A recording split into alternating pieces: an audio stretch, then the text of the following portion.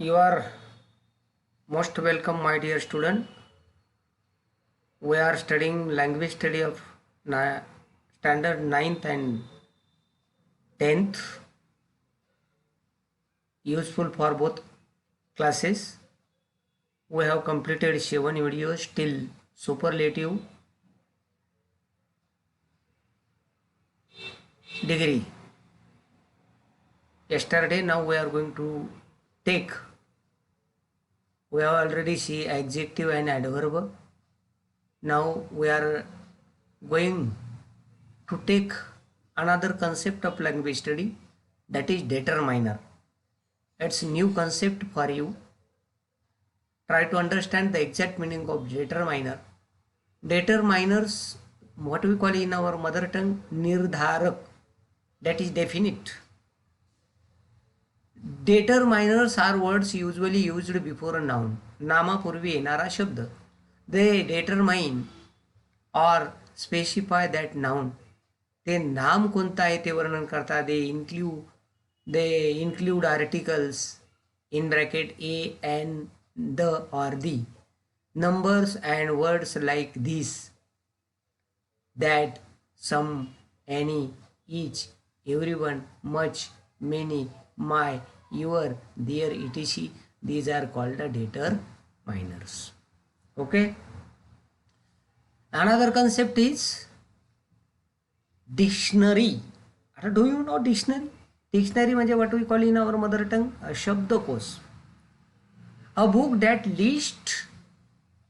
contains the words in a language of or of any language in alphabetical order and explains their meaning, use, pronunciation, their similar meaning, similar words, opposite word etc.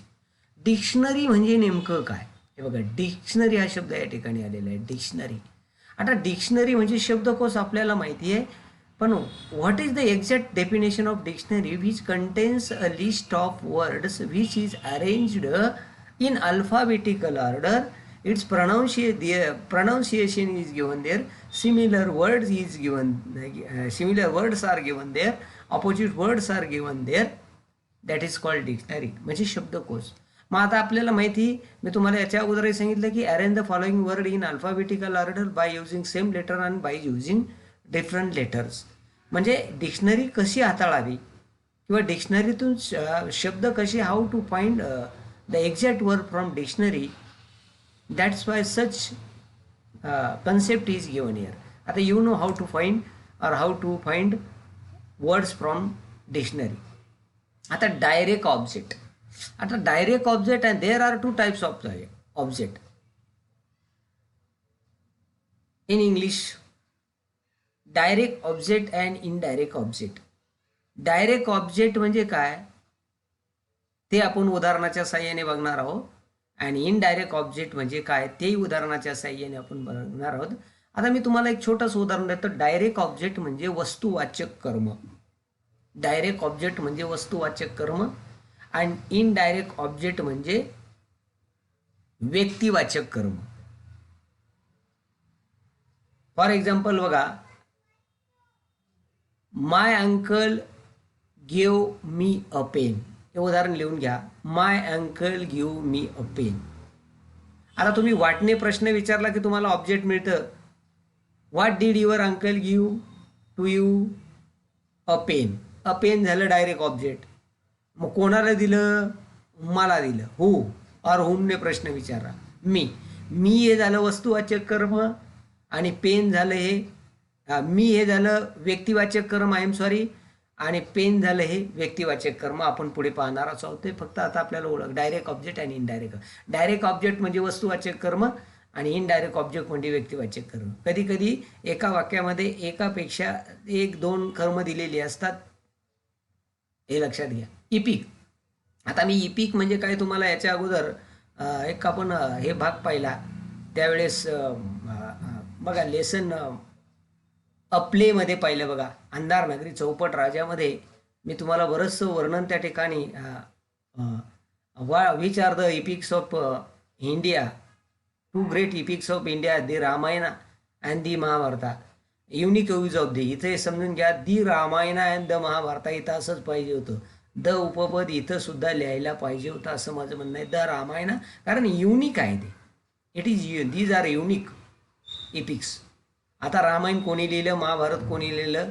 रामायणाचा what is the duration of Ramayana 13 days. What is the duration of Mahabharata 18 days.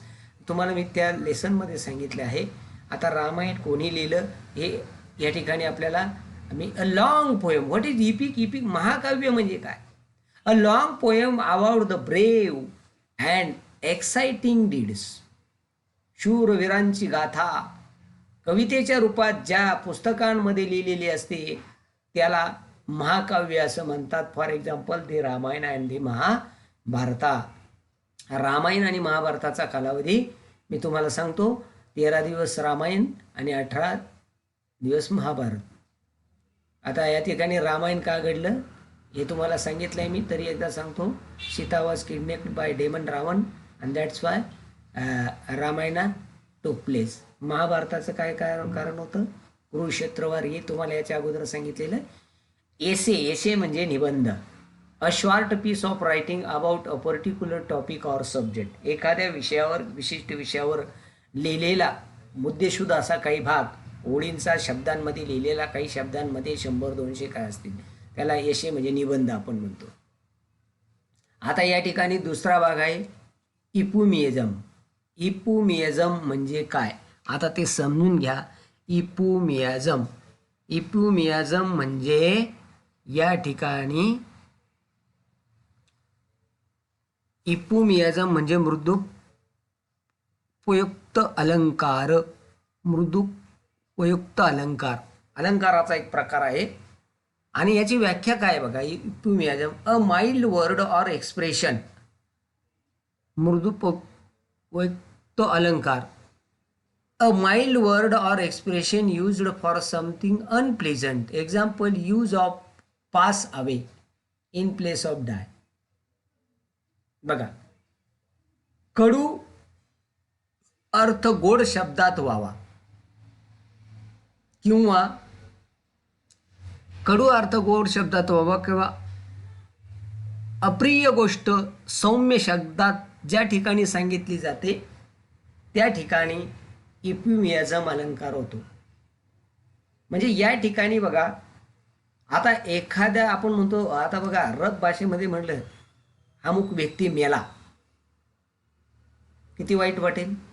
पण त्याचं निधन झालं. निधन होणे म्हणजेच मरणे, म्हणजे pass away means to die. आता या ठिकाणी बघा काही उदाहरणं या ठिकाणी. Mister Tommy has full figure. Tommy has full figure. Tommy has full figure. Full figure म्हणजे काय? फॅट. पण त्याला फॅट म्हटल्यावर वाईट वाटेल म्हणून टॉमी हॅज फुल फिगर. दुसरं उदाहरण आहे ही पास्ड अवे. त्याचं निधन झालं means he is no more. He is no more means he is dead. म्हणजे एखादी कडवट शब्द तो सौम्य भाषेत सांगणे. जसं एखाद्याला म्हणलं, आपण म्हणलं तुझा रंग काळा आहे, तू कोळशासारखा काळा आहे किंवा काळा आहे, तर त्याला ते थोडंसं वाईट वाटेल. परंतु त्याला सांगितलं तुझा रंग सावळा आहे किंवा थोडासा जांभळा आहे, तर त्याला ते बरं वाटेल. या ठिकाणी इपुमिझम नावाचा अलंकार होतो. आता पुढचा आहे एक्सप्लेनेशन. उद्गारवाचक अलंकार. उद्गारवाचक अलंकार. आता उद्गारवाचक अलंकार म्हणजे काय? A sound comma word phrase or short sentence that shows sudden and strong emotion. For example, ज्यावेळेस एखाद्या वाक्यात बघा या ठिकाणी उद्गारवाचक अलंकार म्हणजे काय? ज्या अलंकारात उत्स्फूर्त भावनांचा आविर्भाव व्यक्त होतो अशा वाक्यात किंवा चरणात, ज्या वाक्यात उत्स्फूर्त भावनांचा आविर्भाव व्यक्त होतो अशा ठिकाणी उद्गारवाचक अलंकार होतो. वा. या ठिकाणी oh a sound word phrase or short a sentence that shows sudden and strong emotion. For example, oh what a surprise, what an idea. म्हणजे या ठिकाणी तुम्हाला उद्गारवाचक म्हणजे अलंकाराचं उदाहरण देताना उद्गारवाचक वाक्याचा वापर करावा लागेल. What a naughty boy you are. You can take meaning. It's too bad. It's too good. These are the examples of explanation. तो फार वाईट, ते फार चांगलं, तो फार चांगला, ही सगळी उदाहरणं जी आहे उद्गारवाचक अलंकाराची उदाहरण आहे. म्हणजे all these are the examples of explanation, म्हणजे उद्गारवाचक अलंकाराची ती उदाहरणं आहे. आता उद्गारवाचक अलंकाराची व्याख्या पुन्हा एकदा मी सांगतो, ती सगळ्यांनी लिहून घ्या. उद्गारवाचक ज्या अलंकारात उत्स्फूर्त भावनांचा आविर्भाव व्यक्त होतो अशा वाक्यामध्ये किंवा चरणात उद्गारवाचक अलंकार होतो.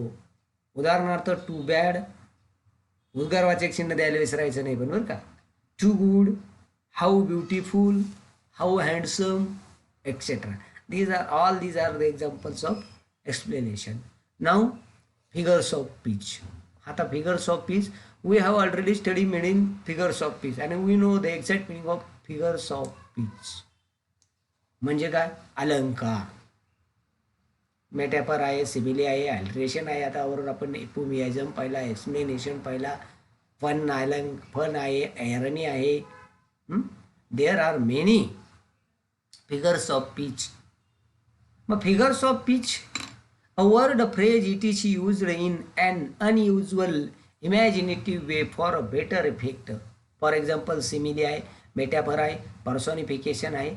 आता सिमिली, मेटाफर, पर्सॉनिफिकेशन हे अलंकार आपण 3.1 Coromandel features which is composed bye Sarojini Naidu, त्या कवितेमध्ये जो तिसरा व्हिडिओ दिलेला आहे त्या दुसऱ्या व्हिडिओमध्ये मी तुम्हाला सिमिली म्हणजे काय त्याची व्याख्या दिलेली, उदाहरणं दिलेली आहे, मेटाफरची उदाहरण दिलेली आहे, पर्सॉनिफिकेशनचं पण उदाहरण दिलेलं आहे त्या ठिकाणी. आता सिमिली म्हणजे मेटाफर, सिमिली, पर्सॉनिफिकेशन म्हणजे चेतन गुणोक्ती अलंकार, सिमिली तसंच मेटाफर, या सगळ्यांची मराठी व्याख्या आणि सगळं त्या ठिकाणी दिलेलं आहे. कृपया तो व्हिडिओ एकदा पुन्हा पाहण्यासाठी तुम्हाला त्यामध्ये सगळ्या गोष्टी मिळतील. सिमिली, मेटाफर आणि पर्सॉनिफिकेशन. मेटाफर म्हणजे रूपक अलंकार, सिमिली म्हणजे उपमा. हे बघा, फिनेटिव्ह वर्ब्स. फिनेटिव्ह वर्ब्स म्हणजे काय? आता इनफिनेटिव्ह आणि फिनेटिव्हमध्ये फरक आहे. इनफिनेटिव्ह वर्ब म्हणजे क्रियापदाचं टू युक्त रूप, आणि फिनेटिव्ह म्हणजे काय? Without to verb and with to verb. With to verb means infinitive and without to means finitive verb. Finitive verb form shows tense in bracket past oblique present, आणि ते रूप काय दाखवतो? भूतकाळ किंवा वर्तमान काळ दाखवतो. बघा आता या ठिकाणी काही उदाहरणं दिली बघा. We study English. आता स्टडी या शब्दाखाली त्याने अंडरलाईन केलेली आहे बघा. सी लाईक्स मँगोज, तिला आंबे आवडतात. They were happy. मग ते टू बीचं रूप असो किंवा मूळ क्रियापद असो, यांना इनफिनेटिव्ह असं म्हणतात. ही केम होम, तो घरी आला. लक्षात आलं? आता या ठिकाणी पुढचा भाग आहे आपला फुल स्टॉप. फुल स्टॉप म्हणजे काय? फुल स्टॉप म्हणजे फुल स्टॉपचा वापर कुठं करायचा? ज्यावेळेस आपण पंच्युएशन वाक्य, साधं वाक्य, विधानार्थी वाक्याच्या शेवटी फुल स्टॉप येतो. त्यानंतर आपण काल कन्स्ट्रक्टिव्ह ॲब्रिव्हिएशन लिहिताना पाहिलं, जसं मिस्टर MR फुल स्टॉप, डॉक्टर DR फुल स्टॉप. अशा ठिकाणी फुल स्टॉपचा वापर करायचा आहे. आपण डिटेलमध्ये पंच्युएशन मार्क घेऊ किंवा त्यावेळेस त्याच्यामध्ये फुल स्टॉप येईल त्यावेळेस आपण पाहू.